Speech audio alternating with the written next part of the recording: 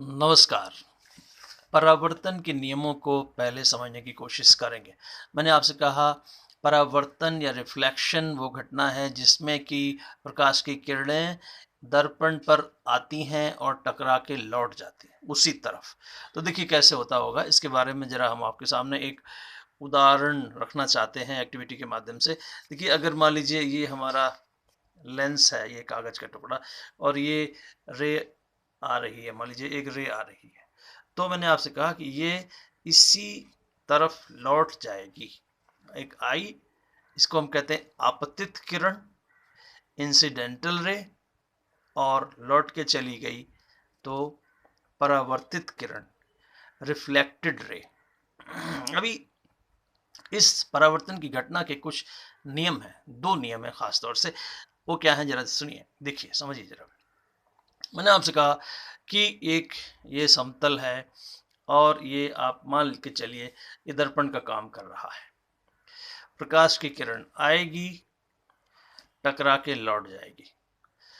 तो कैसे लौट जाएगी, इसका देखिए क्या नियम है। मैंने आपसे कहा जरा सोचिए, ये हमारा दर्पण है और इस पर ठीक 90 डिग्री पर एक लंब खिंचा हुआ है, परपेंडिकुलर है ये। ठीक है, ऐसा परपेंडिकुलर आप मान के चलिए। तो अब क्या होगा, कोई भी किरण आई और अपनी किसी दूसरी दिशा में चली जाएगी। वो दिशा क्या होगी, उसके लिए एक नियम है कि आपतित किरण अविलंब से, ये जो हमारा अविलंब है, ये जो हमारा परपेंडिकुलर था, अविलंब से जितना कोण बनाएगी उतना ही कोण परावर्तित किरण भी बनाती है। अविलंब से, परपेंडिकुलर से जितना कोण बनाती हुई, ये कोण बन रहा है ना, ये कोण बनाती हुई, जितना कोण बनाती हुई आपतित किरण आएगी उतना ही कोण ठीक दूसरी दिशा में परावर्तित कोण बनाती हुई चली जाएगी। यानी कि आपतन कोण बराबर परावर्तन कोण होगा। Angle of incidence is equal to angle of reflection, I is equal to R। ये है परावर्तन का पहला नियम। दूसरा नियम क्या है कि ये देखिए, एक हमारे पास आपतित किरण है, इंसिडेंटल रे है, एक हमारे पास रिफ्लेक्टेड रे है, और एक हमारे पास परपेंडिकुलर है। तो ये इंसिडेंटल रे, perpendicular and reflected ray lie in the same plane. आपतित किरण, अभिलंब और परावर्तित किरण तीनों ही एक ही समतल में होती हैं। ये समतल दर्पण का समतल।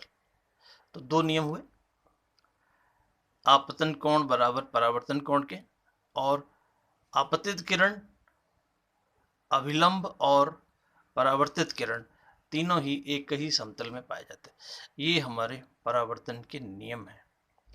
अपवर्तन के नियमों पर हम आगे गौर करेंगे अगले वीडियो में। परावर्तन के नियमों को समझने के लिए मैं आपके सामने एक उदाहरण से इस बात को समझाना चाहता हूँ। कभी कभी आपने ऐसा महसूस करा होगा कि जब हमारे पास एक बॉल है, बॉल को मैं दीवार में मारता हूँ, बॉल को दीवार में मारूंगा तो अगर मैं अपने ठीक सामने दीवार पे मार रहा हूँ तो बॉल हमारे ही पास आती है। अगर मैं बॉल को ऐसा तिरछा मारूं तो वो बॉल दीवार से टकरा के और दूर चली जाती है। तो अभी ये जो हमारी बॉल है, ये मान लीजिए कि मैंने फेंकी, ये आपतित हो रही है दीवार पर और वो परावर्तित होकर चली जा रही है दूसरी दिशा में। तो ये भी ठीक वैसा ही नियम फॉलो करेगा जैसे कि प्रकाश की किरण करती है। यदि मैंने अपने ठीक सामने फेंकी, इसका मतलब कि हमारा आपतन कोण शून्य होगा तो परावर्तन कोण भी शून्य होगा और वो ठीक हमारे पास ही आ जाएगी। यदि हमने उसको कोण बनाता हुआ फेंका तो वो उस अविलंब से और उतना ही कोण लेकिन दूसरी दिशा में बनाती हुई दूर चली जाएगी और दूर चली जाएगी। ये सामान्य खेलते समय बच्चों ने, आपने सभी ने अनुभव किया होगा कि जब हम बॉल को फेंकते हैं तो बॉल या तो मेरे पास आती है या हमसे दूर चली जाती है। तो ये परावर्तन के नियमों के समझाने के लिए घटना एक है। यदि आपको ये वीडियोस पसंद आ रहे हैं तो चैनल को सब्सक्राइब करिए। धन्यवाद।